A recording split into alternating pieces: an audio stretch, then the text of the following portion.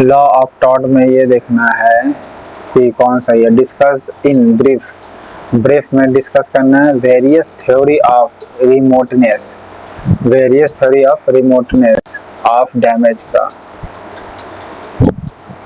With the help of relevant case.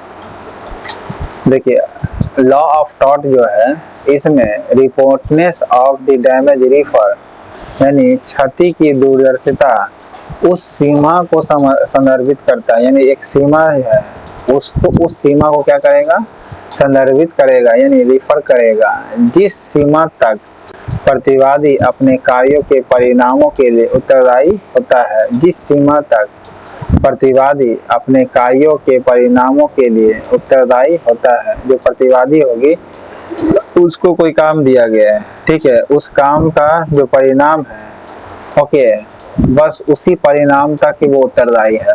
Okay, जो कार्य दिया गया, कार्य का जो रिजल्ट आएगा उसी रिजल्ट के परिणाम तक ही वो उत्तरदायी होगा। ओके, क्षति की दूरदर्शिता के संबंध में दो मुख्य सिद्धांत है। Okay, damage to refer to extent to which defendant is liable for consequences of their action। Okay, defendant जो होगा only liable होगा किसका, consequences their action, उसने जो consequences action जो लिया है उसी के लिए liable होगा। ओके, consequences जो action लिया गया उसी के लिए liable होगा वो। There are mainly two theory, यहाँ पर generally two theory है। पहला है प्रत्यक्ष परिणाम का परिरक्षण, ओके, परीक्षण, डायरेक्ट कॉन्सिक्वेंसेस टेस्ट। इसमें क्या कर सकता है, डायरेक्ट कॉन्सिक्वेंसेस टेस्ट कर सकता है। तो हिस्टोरिकल रूप से देखा जाए यानी ऐतिहासिक रूप से देखा जाए कि this test consider the damage. Okay, इस परीक्षण में उन क्षतियों पर विचार करना है, यानी जो लॉस हुआ है उस पर विचार किया जाता है जो प्रतिवादी के कृत्य का प्रत्यक्ष परिणाम थी। इस संदर्भ में रे, पोलेमिस एंड फर्नेस या फिर विथी एंड कंपनी लिमिटेड 1921 के मामले का अक्सर उल्लेख किया जाता है। इस मामले में न्यायालय ने माना कि प्रतिवादी अपने गलत कृत्य के सभी प्रत्यक्ष परिणामों के लिए उत्तरदायी है। ओके, इन हिस्टोरिकल टेस्ट में देखा जाए कि consider a damage were there is a directly consequences of dependent act, the case of re polymerase and furnace, case है तुम्हारा जैसे री पॉलीमेस एंड फर्नेस का, विथी को लिमिटेड, विथी कौन है, and Co limited, Withy and Co limited 1921 का is often cited in this context। इस केस में क्या हुआ, court held that defendant is liable for all direct consequences। Defendant ही क्या है, लाइबल है जितने भी डायरेक्ट कॉन्सिक्वेंसेस के लिए जो रॉन्गफुल एक्ट किया गया है। दूसरा है reasonable foreseeability test. Okay, reasonable foreseeability test में इस एक्ट में क्या है कि अधिक आधुनिक और व्यापक रूप से स्वीकृत परीक्षण है।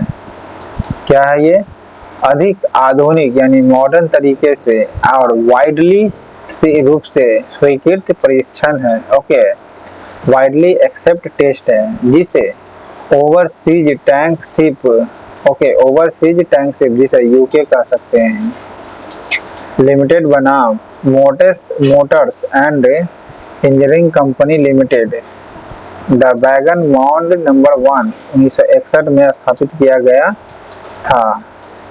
इस परीक्षण के अनुसार प्रतिवादी केवल उन्हीं क्षतियों के लिए उत्तरदायी होता है जो कर्तव्य के उल्लंघन के समय उचित रूप से पूर्वानुमानित थी।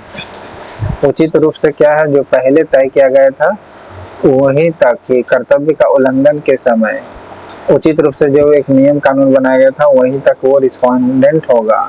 यह परीक्षण क्षतियों के लिए देयता की एक सीमा के रूप में पूर्वानुमान पर जोर देता है।